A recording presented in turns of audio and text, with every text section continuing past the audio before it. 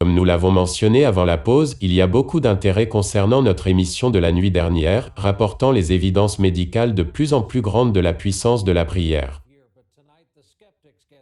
Malgré les sceptiques qui continuent à douter et de parler. La conclusion de la partie 2 de notre sujet.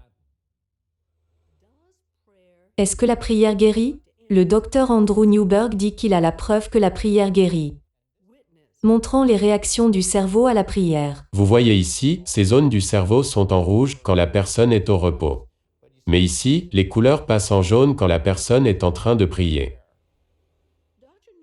Le docteur Newberg injecte des colorants radioactifs à ces sujets pour voir ce qui se passe quand elle prie.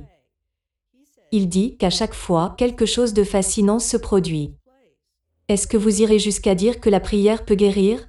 Absolument, absolument. La prière peut guérir. Il y a des changements au niveau des différents neurotransmetteurs. Des éléments chimiques dans notre cerveau qui aident à libérer des choses comme la sérotonine et la dopamine dans le cerveau. Certaines de ces choses peuvent aider à soulager des douleurs. Les résultats des recherches du docteur Newberg sont dans son livre. Ce sont des centaines d'études des dernières décennies. Alors que le corps médical a un nouveau regard sur le rôle de la religion dans la médecine moderne. Donc, pourquoi cela n'existe pas dans les officines des médecins? Les médecins demeurent réticents. Ils ont été pratiquement formés pour mettre cela de côté. Dr Henry Sorel avait l'habitude d'être l'un d'eux. Mais maintenant, il dit qu'après avoir revisé plus d'une centaine d'études, il a changé de vue. Plus on est religieux et plus grand est le bien-être. Sorel est désormais celui qui dirige la lutte en aidant le corps médical pour que les médecins reconnaissent la puissance de la prière comme une arme de la guérison.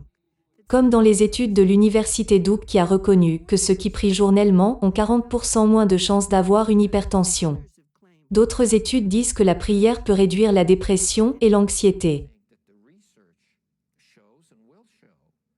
Nous pensons que la recherche montre et montrera que les gens dont la foi est supportée par leur corps médical iront beaucoup mieux. À notre connaissance, ce n'est pas un remède contre le cancer. Cela ne va pas guérir quelqu'un d'une maladie cardiaque. Nous ne pouvons pas dire aux gens de prier pour aller mieux.